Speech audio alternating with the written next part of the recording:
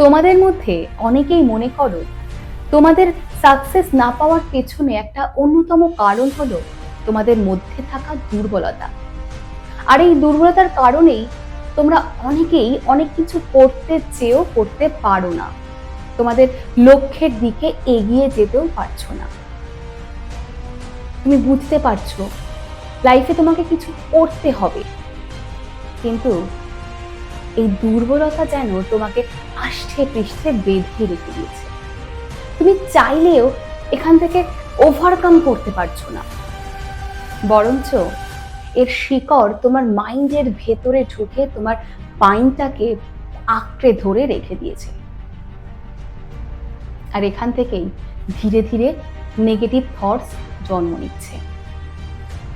আজকে তোমার মনে হচ্ছে আমি এটা করতে পারবো তো, কালকে হয়তো আবার মনে হচ্ছে হয়তো আমার দ্বারা এটা হবে না।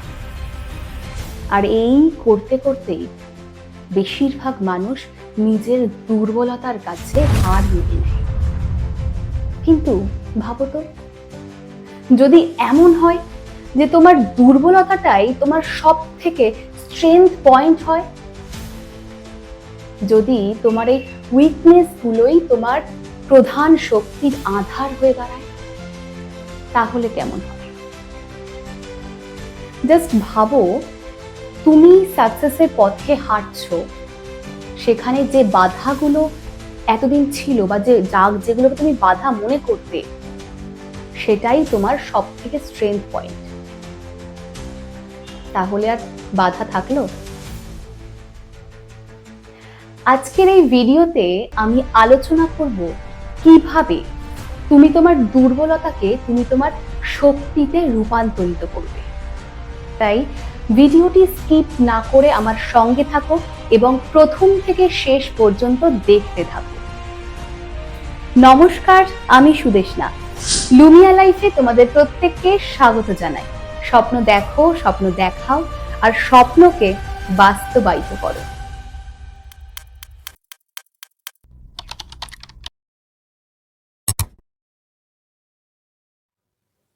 দুর্বলতাকে কিভাবে তোমার স্ট্রংগেস্ট পয়েন্ট বা তোমার শক্তিতে কনভার্ট করবে, এই টপিকে যাওয়ার আগে আমরা জেনে নেব আজকের যেটা মেইন প্রবলেম, তোমার উইকনেস, অর্থাৎ এই দুর্বলতা। এই প্রবলেমটাকে গোড়া থেকে নির্মূল করতে হবে। আর গোড়া থেকে নির্মূল করা মানে এর গোড়াটাকে আগে খুঁজে বার করতে হবে। দেখো, আগে আমরা জেনে নিই অ্যাকচুয়ালি দুর্বলতা বা উইকনেস বলতে কি বুঝো।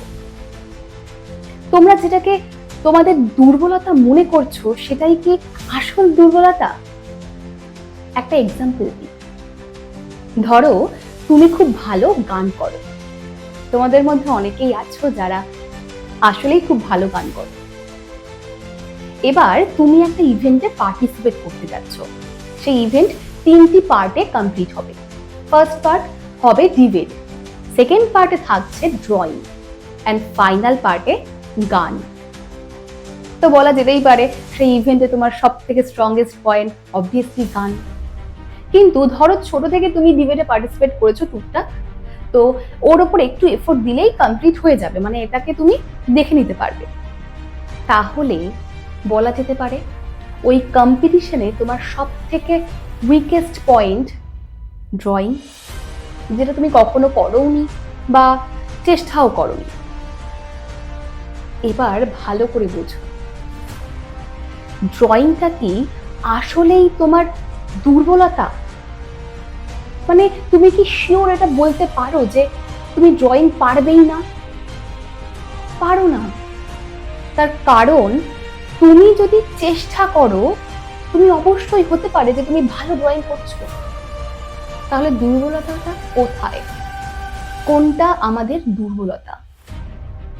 যেহেতু ড্রয়িংটা তুমি এর আগে ট্রাই করোনি, তাই ড্রয়িং এর ওপর তোমার যে ভীতিটা কাজ করছে, যে ভয়টা কাজ করছে, বা যে থিঙ্কিংটা কাজ করছে যে আমি ওটা পারবো না, সেটাই আমাদের দুর্বলতা।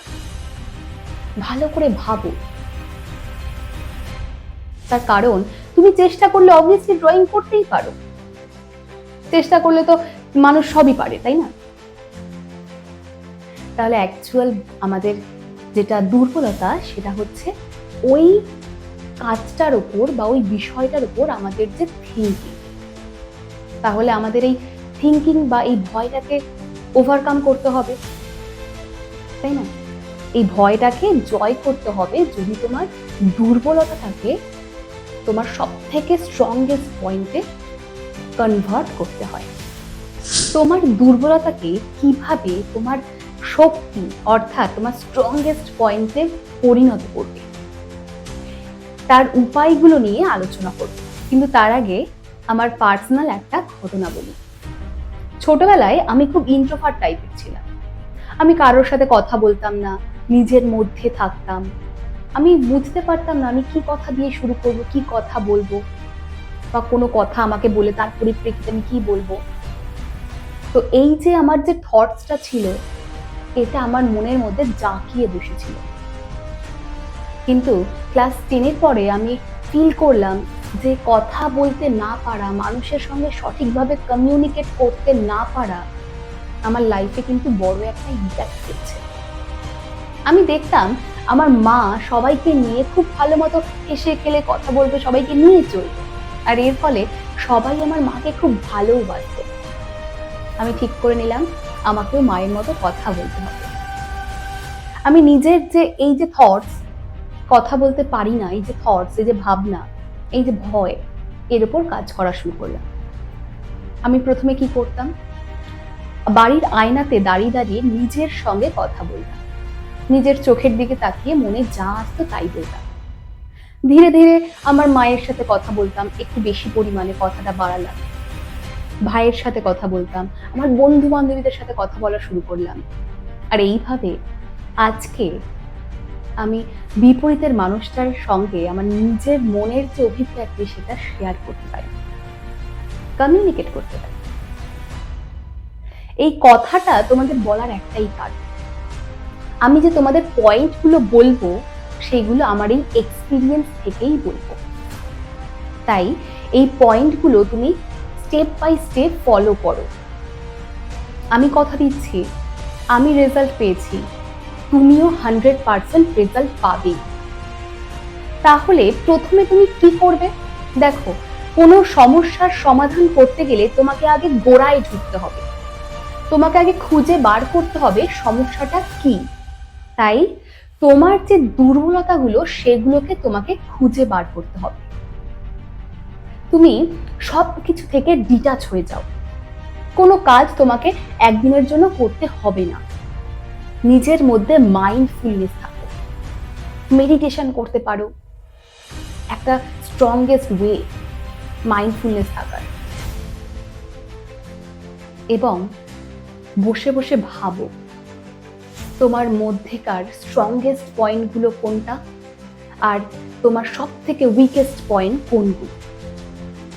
একটা খাতা কলম নাও, সেখানে নোট ডাউন করো, এবং প্রত্যেক দিন ঘুম থেকে উঠে এবং ঘুমোতে যাওয়ার আগে সেই নোটটাকে দেখো।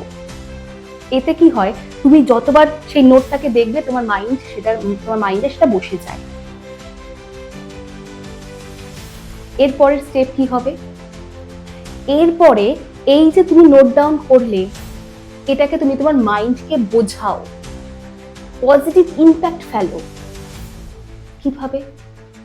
ধরো তোমার একটা লিস্টের মধ্যে রয়েছে যে তুমি কথা বলতে পারো না, তুমি তোমার মাইন্ডকে বোঝাও যে কথা বলতে পারি না কেন। হয়তো আমি এতদিন চেষ্টা করিনি, কিন্তু এখন থেকে আমি চেষ্টা করব। হয়তো আমি আরো ভালো কথা বলতে পারবো, অনেকের থেকে ভালো পারবো। তোমার মাইন্ডকে বোঝাও। তার কারণ চাষ করার আগে জমিকে তৈরি করতে হয়। তুমি এই যে তোমার এই যেগুলো নেগেটিভিটি, তোমার যেগুলো দুর্বলতা, তার উপর কাজ করার আগে তোমার মাইন্ডকে, তোমার এই জমিকে তৈরি করো। তুমি এরকম ভাবে যদি রেগুলার বলতে থাকো, একটা পজিটিভ ভাইব মাথার মধ্যে দাও, একটা পজিটিভ ডেটা ঢোকাও, আমি হয়তো প্র্যাকটিস করলে বা চেষ্টা করলে অবভিয়াসলি পারবো।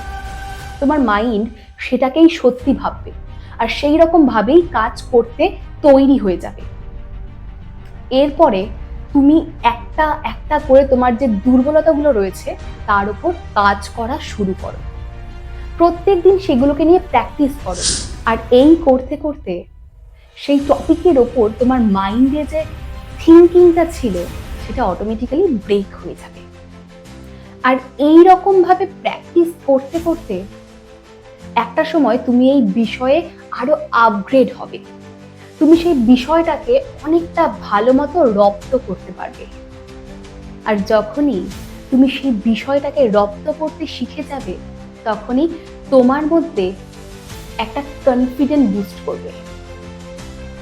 আর এই রকম ভাবে চলতে চলতেই একটা সময় পর যেটা তোমার সব থেকে উইকেস্ট পয়েন্ট ছিল, যেটা তোমার দুর্বলতা ছিল, সেটাই তোমার সব থেকে স্ট্রংগেস্ট পয়েন্ট, তোমার শক্তি হয়ে দাঁড়াবে। এই ছিল আজকের ভিডিওটি তোমার কেমন লাগলো? আর আমি যে স্টেপগুলো বললাম সেই স্টেপগুলো তুমি নিজের মধ্যে ইমপ্লিমেন্ট করা কবে থেকে শুরু করছো? কমেন্টে লিখে অবশ্যই জানাও। আর ভিডিওটি ভালো লাগলে লাইক করো, প্রচুর পরিমাণে বন্ধুদের মধ্যে সবার মধ্যে শেয়ার করো। আর আমার চ্যানেলটা সাবস্ক্রাইব করে পাশে থাকা বেল আইকনটি ক্লিক করে দাও।